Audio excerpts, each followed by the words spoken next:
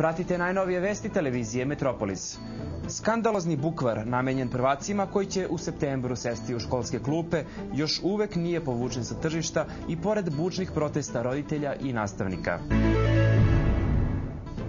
Podsjetimo se ilustracija koje su izazvale veliki gnev javnosti.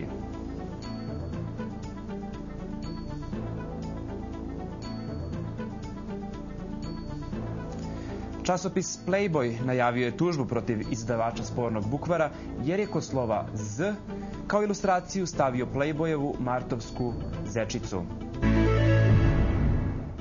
A. After Hour. B.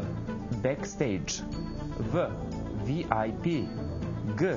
Go Play. D. DJ i tako dalje i tako dalje. Bukvar koji bi mališanima trebalo da predstavlja prvi udžbenik srpskog jezika, sve je samo ne srpski, kažu nezadovoljni roditelji, tačnije većinom nezadovoljne mame. Tate opet sa zanimanjem prelistavaju stranice bukvara, jer se iza njih što zanimljivo može naći. Kap koja je prelila čašu svakako je serijal pričica o malom Đokici. Mali Đokica, dobro znani lik iz viceva, možda i jeste simpatičan prvacima koji se sa njim mogu poistovetiti. Ipak, pojedine anegdote u bukvaru toliko su masne i lascivne da se učiteljice ne usuđuju da ih pročitaju deci.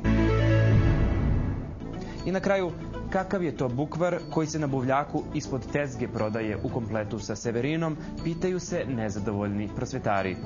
Dragi seksomani, bukvar za prvi razred poručite samo na TV Metropolis po povlašćenoj ceni. Naša adresa je www.tvmetropolis.com. Poručite odmah. Pratili ste najnovije vesti televizije Metropolis, ostanite i dalje uz naš program.